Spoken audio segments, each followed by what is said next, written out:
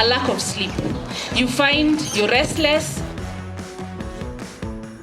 Stress makes you look old. Thank you so much. My name is Vivian. I'm happy to be here. I'm happy to be in your company. And just like the rest of you, I've learned so much from this. Mary, how are you? I was listening to you talking and I was like, hey, kumbe hizo mahindi zinakuanga mbaya. No wonder. So it's a beautiful opportunity to be able to learn from each other. Nervous system regulation, that's the topic that I have been given to speak about. And nervous system regulation ni stress tu, basically. Hizo zingine ni words mingi za kizungu.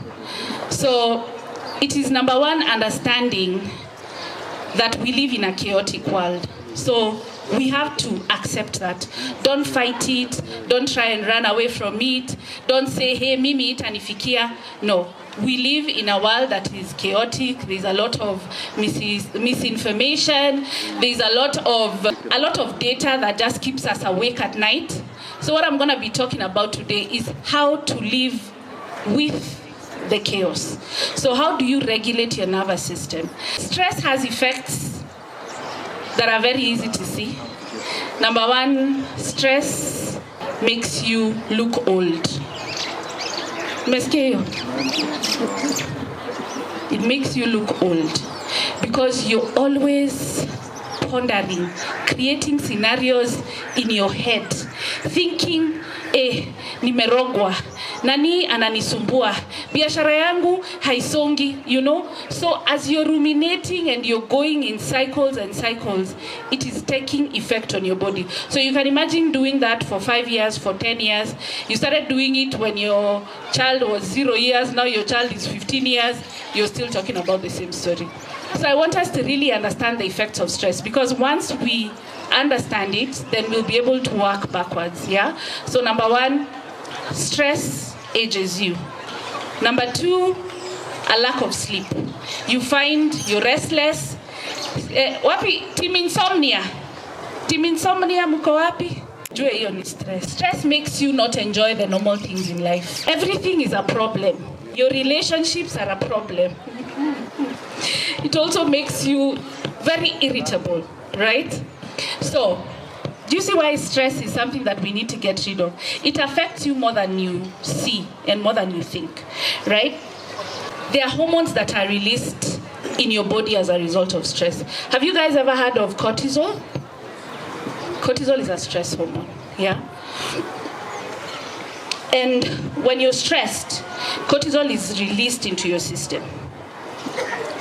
And when it is released into your system, you also now have a very negative outlook of life, and it shows up also in your body.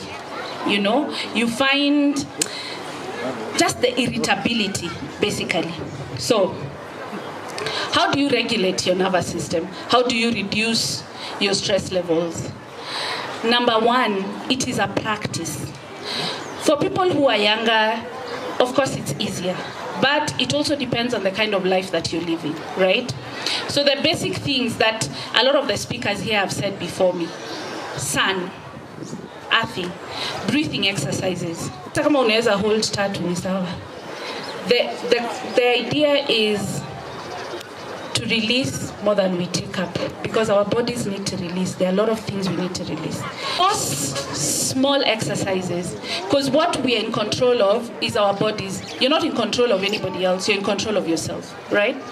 Then another thing that I felt like I would want to talk about today is boundaries. How many of you are able to say no without kufikiria sana? So we have to get into the habit of being able to say a solid, not rude, but a solid no, to protect yourself. And some of you have heard about a book called The Body Keeps Score.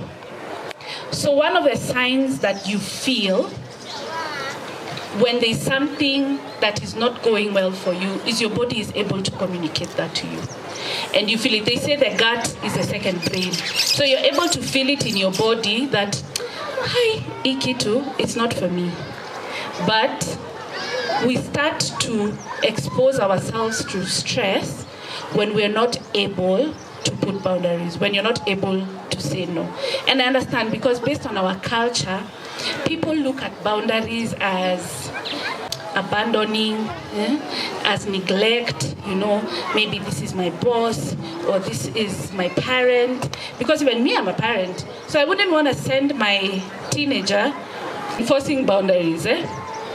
So I know based on our culture, it's not something normal, but to protect your mental health, we have to be able to do them. Sometimes you can just start even with practicing, right? And saying it in a polite way, that I am not available for that at the moment. Can I call you in the evening? Can we talk on Friday? Just being able to consider yourself. They say, do not consider people who are not considering you. So these concepts, they sound un-African, to say the least, but they're very important, especially in the day and age that we are living in. There's a lot of information, there's a lot of noise, so we need to be able to contain ourselves. Another thing I want to talk about, just in the aspect of being able to regulate our nervous system, is cycles, right? So, is what we call cycles, which are created by patterns. Yeah. So we are all born into different families. Yeah. And a lot of us growing up, I don't know about you, but I'll give an example. A lot of us, like me growing up, in our family, we didn't talk about emotions. No one asked you, how do you feel? Hata unashindwa hiyo ni swali. Yeah, it's actually a question. Someone should ask you, how are you feeling about that? Are you comfortable with it? So that level of not being able to connect emotionally creates barriers, because life is lifing. We are struggling with so many things. We are trying to bring up our children. We are trying to live life. We are trying to achieve our goals. We are trying to attain our destinies. We are trying not to be told, hey, we umezeeka sana una bwana. We are really trying to live the best way possible. So the important thing of being able to identify a pattern.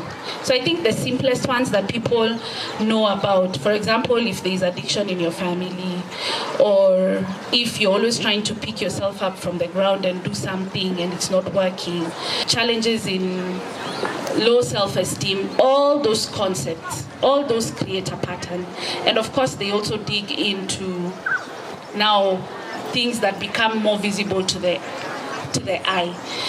Cycles of poverty, right? Scarcity mindset, feeling like you can never be enough, you can never achieve anything, it is not for people like me, right? So that's also something that I wanted to touch about. So part of what I write in my book is healthy coping techniques. When I started this talk, I said, life will always life. The chaos will always be there. So how do we maneuver through the chaos without spreading out your energy, feeling agitated, getting angry, getting triggered, so that you're able to maintain your sense of self, you're able to still talk to people with respect, and you're able to achieve what you need to achieve for your life, right? So this book is able to talk about a lot of the things. It's a self-reflection book.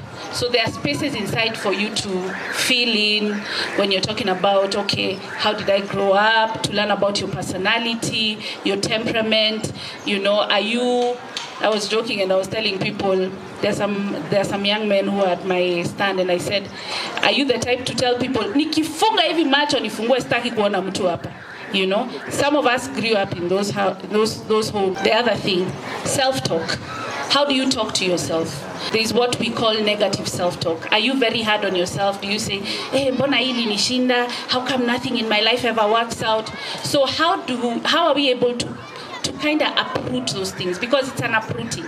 It doesn't take one session or one meeting like this. It is an exercise that you have to do daily. And that's why we talk about things like being out in the sun, grounding, getting enough rest, staying hydrated, having a diet that speaks into you, that is life-giving, that is not robbing from you. So all those things cumulatively over time, which is the other thing. You also have to understand it's a journey.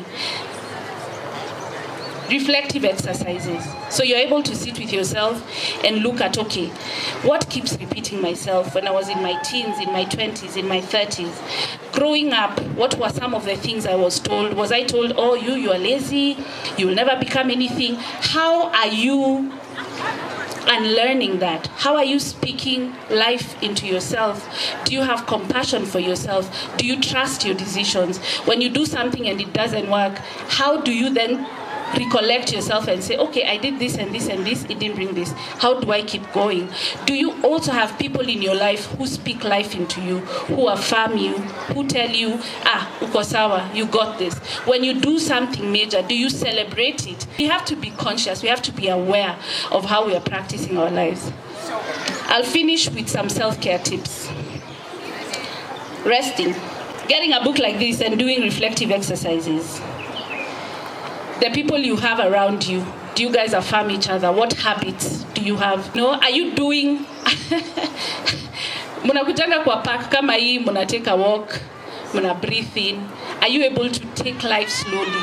Are you able to drink your tea for half an hour without drinking the tea, wiping the table, wiping the windows, sweeping? We grew up in those families, didn't we? You cannot sit down. You even go to a family gathering and you sit down and you're told, huyu anakuanga very lazy. We don't know how to rest. We don't know how to live slowly. So that's what I wanted to talk about today. And I think I have, hata kwa hizo vitu zote nimesema, hakuwezi kosa yenye nimesema ya maana. It's been a pleasure talking to you.